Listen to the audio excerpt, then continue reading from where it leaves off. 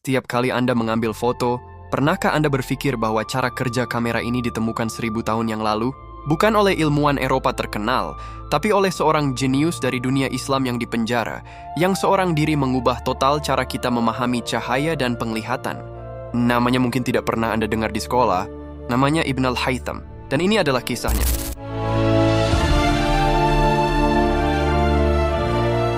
Bayangkan dunia tanpa kamera, tanpa kacamata, tanpa ilmu tentang bagaimana mata kita bisa melihat.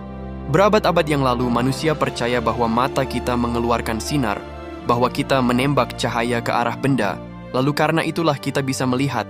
Keyakinan itu dipegang teguh selama ratusan tahun. Sampai muncul seorang ilmuwan muslim yang berani berkata, tidak, kalian salah, namanya adalah Ibn al-Haytham, seorang cendekiawan brilian dari dunia Islam, yang kelak dijuluki sebagai bapak optik modern, dan oleh banyak sejarawan dianggap sebagai salah satu pelopor metode ilmiah jauh sebelum era sains modern di Eropa. Di balik kejeniusannya, ada kisah yang tak kalah dramatis. Janji besar kepada seorang penguasa berbahaya. Proyek raksasa mengendalikan Sungai Nil. Dan keputusan ekstrim berpura-pura gila demi menyelamatkan nyawanya. Ini adalah kisah lengkap Ibn al-Haytham, ilmuwan muslim yang melawan kegelapan, secara harfiah dan juga secara intelektual. Untuk memahami betapa hebatnya Ibn al-Haytham, kita perlu mundur sejenak ke zaman sebelum ia lahir. Di dunia kuno, tokoh-tokoh besar seperti Ptolemy dan Euclid sudah memikirkan tentang cahaya dan penglihatan. Mereka membuat teori, tapi tidak semuanya benar. Banyak yang percaya bahwa mata mengirimkan sinar keluar, menyentuh benda-benda di sekitar, lalu dari situlah muncul penglihatan. Jika jaraknya terlalu jauh, kinesis sinar itu tak bisa mencapai objek dan kita tidak bisa melihatnya. Kedengarannya aneh bagi kita sekarang, tapi pada masa itu, teori ini dianggap ilmiah. Di saat yang sama, dunia Islam memasuki masa keemasan ilmu pengetahuan. Kota-kota seperti Baghdad, Basra, Kairo, dan Cordoba menjadi pusat ilmu. Perpustakaan megah, seperti Bait al-Hikmah, menyimpan ribuan manuskrip dari Yunani, Persia, India, dan berbagai peradaban lain. Di tengah atmosfer intelektual itulah, seorang anak laki-laki bernama Al-Hasan Ibn al-Haytham lahir. Ibn al-Haytham lahir sekitar tahun 965 Masehi di Basra, wilayah yang sekarang termasuk Irak. Pada masa itu, Basra bukan hanya pelabuhan dagang yang ramai, tapi juga pusat ilmu, sastra, dan teologi. Seperti banyak cendekiawan muslim masanya, Ibn al-Haytham tumbuh di lingkungan yang dekat dengan Al-Quran, hadis, ilmu bahasa, dan fikih. Namun sejak muda, ia menunjukkan minat yang luar biasa, bukan hanya pada ilmu agama, tetapi juga pada matematika, astronomi, dan logika. Pelan-pelan, ia dikenal sebagai seorang yang memiliki pikiran tajam, kritis, dan tidak mudah menerima sesuatu tanpa bukti. Dia pernah berkata dalam satu bagian tulisannya, kurang lebih maknanya begini, tugas pencari kebenaran bukanlah mempertahankan pendapat orang terdahulu, tetapi mempertanyakan, menguji, dan tidak menerima kecuali setelah ada bukti. Cara berpikir seperti ini akan menjadi ciri khasnya. Seiring waktu, nama Ibn al-Haytham semakin dikenal. Ia menulis, mengajar, dan berdebat. Keahliannya di bidang matematika dan teknik membuatnya dipandang sebagai seseorang yang mampu memecahkan masalah besar. Termasuk satu masalah yang sangat ambisius, mengendalikan banjir Sungai Nil. Ketenaran ilmunya akhirnya terdengar sampai ke telinga penguasa Fatimiyah di Mesir, Al-Hakim bi Amrillah. Al-Hakim adalah sosok yang rumit. Sebagian orang memandangnya eksentrik, sebagian lagi takut padanya.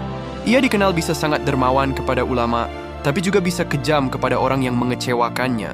Ketika mendengar bahwa Ibnu al-Haytham mungkin punya gagasan untuk mengendalikan banjir Sungai Nil, Al-Hakim langsung tertarik. Bayangkan, Sungai Nil adalah urat nadi Mesir. Setiap tahun banjirnya membawa lumpur subur, tetapi jika terlalu besar bisa menghancurkan ladang dan permukiman. Jika seorang ilmuwan bisa mengontrol ini, kekuasaan dan kemuliaan bagi penguasa akan semakin besar. Ibn al-Haytham dipanggil ke Mesir. Ia datang dengan harapan dan tekad. Dipercaya, dihormati, dan diberi peluang untuk membuktikan ilmunya. Namun setelah melakukan survei dan studi di sepanjang Sungai Nil, melihat kondisi geografis dan teknologi yang tersedia, Ibn al-Haytham menyadari sebuah kenyataan pahit. Proyek itu hampir mustahil dilakukan pada zamannya. Ini adalah dilema besar. Jika ia jujur dan berkata bahwa proyek itu tidak bisa dilaksanakan, ia berisiko dianggap gagal. Dan gagal di hadapan seorang penguasa seperti Al-Hakim bisa berarti hukuman berat, bahkan mungkin kematian. Disinilah sisi dramatis hidupnya dimulai. Menurut kisah yang populer, Ibn al-Haytham memilih sebuah jalan yang tidak biasa. Ia berpura-pura gila. Dengan cara itu, ia dianggap tidak waras dan tidak bisa lagi memimpin proyek besar. Sebagai orang gila, dia tidak dihukum mati, tapi justru dikenai semacam tahanan rumah. Ironisnya, keputusan nekat berpura-pura gila ini justru menjadi titik balik dalam hidupnya. Karena di masa pengasingan inilah, ia menghasilkan karya-karya terbesar yang mengubah sejarah ilmu pengetahuan. Bayangkan keadaan Ibn al-Haytham saat itu. Ia jauh dari tanah kelahiran. Statusnya bukan tamu kehormatan lagi, melainkan tahanan yang diawasi. Namun Tiamsis memiliki satu hal, akalnya. Alih-alih menyerah pada nasib, Ibn al-Haytham memanfaatkan waktunya untuk melakukan sesuatu yang luar biasa. Menulis, meneliti, dan bereksperimen. Di dalam ruang terbatas itu, ia mendalami berbagai bidang, optik dan cahaya, matematika dan geometri, astronomi, bahkan filsafat dan logika. Dari masa pengurungannya inilah lahir sebuah masterpiece, Kitab Al-Manazir, buku tentang optik. Buku ini bukan sekadar kumpulan pendapat. Ibn al-Haytham melakukan sesuatu yang revolusioner untuk zamannya. Ia menjadikan eksperimen sebagai pusat pencarian kebenaran. Ia tidak sekadar mengutip teori Yunani, tidak hanya menyalin pendapat Ptolemy atau Euclid.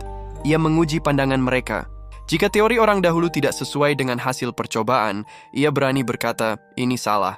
Dan ia menggantinya dengan penjelasan baru yang lebih sesuai dengan fakta. Disinilah kita mulai melihat, Ibn al-Haytham bukan hanya seorang ilmuwan muslim biasa. Ia adalah seorang pelopor metode ilmiah. Salah satu teori besar yang disumbangkan Ibn al-Haytham adalah teori tentang bagaimana kita melihat. Teori lawas. Mata memancarkan sinar ke arah objek, lalu ketika sinar itu menyentuh objek, kita melihatnya. Ibn al-Haytham bertanya, kalau benar mata memancarkan sinar, kenapa kita tidak bisa melihat dalam gelap total? Kenapa cahaya dari luar yang membuat ruangan jadi terang? Kenapa ketika cahaya tiba-tiba muncul, kita bisa merasa silau? Dari pertanyaan-pertanyaan ini, ia menyimpulkan, bukan mata yang memancarkan sinar. Justru benda-benda di luar memantulkan cahaya, dan cahaya itulah yang masuk ke mata kita. Ini adalah pembalikan besar dalam teori penglihatan. Ia juga mengamati fenomena unik. Jika ada ruangan gelap dengan satu lubang kecil, cahaya dari luar bisa masuk dan membentuk gambar terbalik di dinding seberangnya. Fenomena ini sekarang kita kenal dengan nama camera obscura, konsep yang sangat penting dalam perkembangan kamera foto.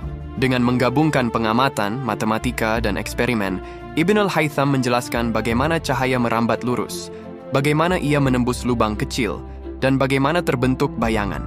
Dalam kitab Al-Manazir, ia juga menganalisis pembiasan cahaya saat melewati media seperti air dan kaca, mengkaji pemantulan pada cermin datar maupun cermin lengkung, menjelaskan bagaimana lensa bisa membesarkan atau mengecilkan bayangan. Semua ini bukan sekadar teori di atas kertas.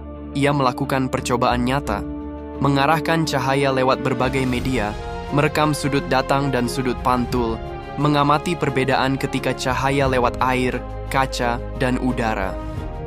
Inilah yang membuatnya layak disebut Bapak Optik Modern. Karena pendekatan yang ia lakukan sangat mirip dengan cara kerja ilmuwan modern, observasi, hipotesis, eksperimen, kesimpulan. Satu hal yang sering dilupakan ketika kita membahas Ibn al-Haytham adalah ia bukan hanya ahli optik. Ia adalah perintis cara berpikir ilmiah. Dalam tulisannya, ia menekankan bahwa seorang pencari kebenaran harus meragukan pendapat otoritas, termasuk pendapat ilmuwan besar sebelumnya. Tidak boleh menerima klaim hanya karena ini kata orang terkenal. Setiap teori harus diuji dengan eksperimen. Pada masa itulah ini adalah sikap yang sangat berani. Bayangkan, di era ketika banyak orang mengagungkan otoritas filsuf kuno, ia berani berkata, kita harus menguji mereka. Kalau salah, ya kita katakan salah. Banyak sejarawan ilmu pengetahuan menyebut bahwa pola pikir dan metode yang diterapkan Ibn al-Haytham, khususnya dalam optik, mencerminkan cikal bakal metode ilmiah modern yang kelak disempurnakan oleh tokoh-tokoh seperti Francis Bacon dan ilmuwan Eropa lain. Dengan kata lain, sebelum Eropa memasuki Renaissance, dunia Islam sudah melahirkan seorang pemikir yang berjalan di jalur yang sama. Sains bukan hanya soal ide, tapi juga soal uji coba. Walaupun paling terkenal lewat optik, Ibn al-Haytham juga menulis banyak karya di bidang lain. Beberapa di antaranya, matematika dan geometri. Ia mempelajari geometri Euclid, mengembangkan soal-soal tentang volume, area, dan proporsi. Dalam beberapa tulisan, ia menangani masalah yang nanti hari menjadi bagian dari teori integral, astronomi, Ia mengkritik beberapa model astronomi Ptolemy yang dianggapnya terlalu rumit dan tidak konsisten dengan prinsip fisik. Ia mencoba membuat model yang lebih rasional, meskipun tidak semuanya berhasil diselesaikan. Filsafat dan teologi. Ia juga menulis tentang cara manusia mengetahui sesuatu, peran akal, serta hubungan antara pengamatan dan keyakinan. Sayangnya, tidak semua karya Ibn al-Haytham bertahan utuh sampai sekarang. Sebagian hilang, sebagian hanya tersisa dalam bentuk kutipan di karya ilmuwan lain. Namun, jejak pengaruhnya bisa kita temukan di banyak bidang sekaligus, dari matematika, optik, hingga pemikiran tentang metode ilmiah. Berabad-abad setelah Ibn al-Haytham wafat, kitab Al-Manazir diterjemahkan ke dalam bahasa Latin dengan judul De Aspectibus atau Opticae Thesaurus. Buku ini menyebar di Eropa dan dipelajari oleh Roger Bacon, Johannes Kepler, dan ilmuwan-ilmuwan lain yang meletakkan dasar optik di Eropa. Kepler, misalnya, menggunakan beberapa ide tentang cahaya dan penglihatan untuk mengembangkan pemahaman tentang lensa dan mata yang nantinya berperan besar dalam penemuan teleskop. Dengan kata lain, kalau kita tarik garis sejarah ke belakang, dari kamera modern, kacamata, teleskop, hingga mikroskop, di ujung sana kita akan menemukan jejak pemikiran Ibn al-Haytham. Tentu, sains tidak pernah milik satu orang saja. Ilmu berkembang dari kontribusi banyak orang, tapi Ibn al-Haytham adalah salah satu mata rantai paling penting dalam perjalanan panjang itu. Dia adalah bukti bahwa dunia Islam pernah menjadi pusat sains dunia, bahwa ilmuwan muslim bukan hanya penerjemah, tapi juga pencipta ilmu baru. Jadi, apa yang bisa kita ambil dari kisah Ibn al-Haytham? Pertama, keberanian untuk meragukan dan bertanya. Ia tidak puas hanya karena ini kata ilmuwan besar. Ia bertanya, menguji, dan baru percaya setelah ada bukti. Kedua, kesabaran dalam bekerja di tengah keterbatasan. Di saat hidupnya berubah dari ilmuwan yang dipanggil penguasa menjadi tahanan rumah, ia tidak berhenti berkarya. Di ruangan terbatas tanpa fasilitas megah, ia justru melahirkan karya yang bertahan lebih dari 1000 tahun.